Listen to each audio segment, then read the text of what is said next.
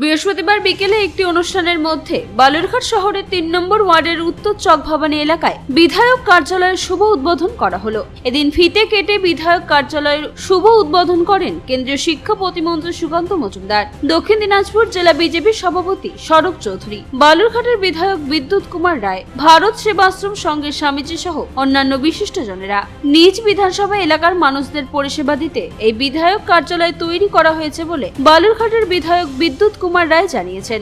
আগামীকাল থেকে এই কার্যালয়ে বিধায়ক নিয়মিত বসবেন। সাধারণ মানুষের পাশে বেশি থাকতে নিজের বাড়িতেই বিধায়ক কার্যালয় করেছেন বিদ্যুৎ কুমার রায়।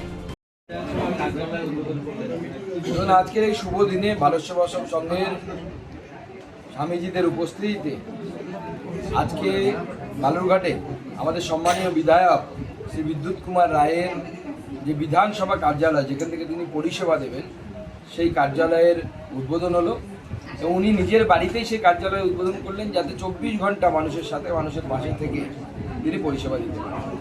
আজকের এই শুভ দিন থেকে আমরা এই কার্যালয়ের কাজ শুরু করে দিলাম।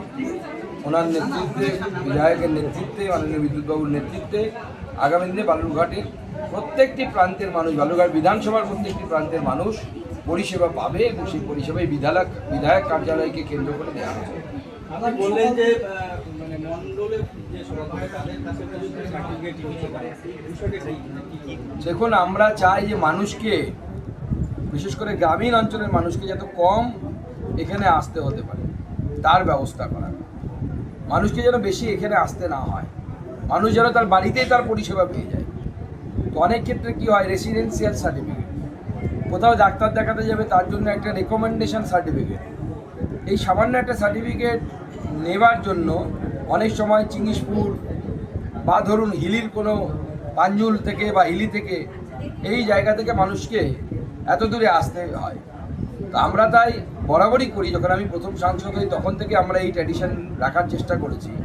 এই সমস্ত সার্টিফিকেটগুলো আমাদের বিধায়ক এবং আমি সই করে যদি আমাদের সেই কার্যালয়ে দিয়ে দিই, তাহলে পরে তারা উপযুক্ত ডকুমেন্টেশন দেখে, অর্থাৎ আধার কার্ড দেখে, সেখানেই তাদের নাম সার্টিফিকেটের মধ্যে লিখে তাদেরকে সেই পরিষেবা প্রদান করতে পারবে এবং তারা ফাইলও মেনটেন করবে যে কত নাম্বার সার্টিফিকেট কাকে দেওয়া হলো, এবং এর ফলে মানুষ বাড়ির কাছে যেমন পরিষেবা পাবে, আবার পরিষেবার স্বচ্ছতা বজায় থাকবে। বালুরঘাট থেকে মান্টি সিংয়ের রিপোর্ট, পুলিশ নিউজ।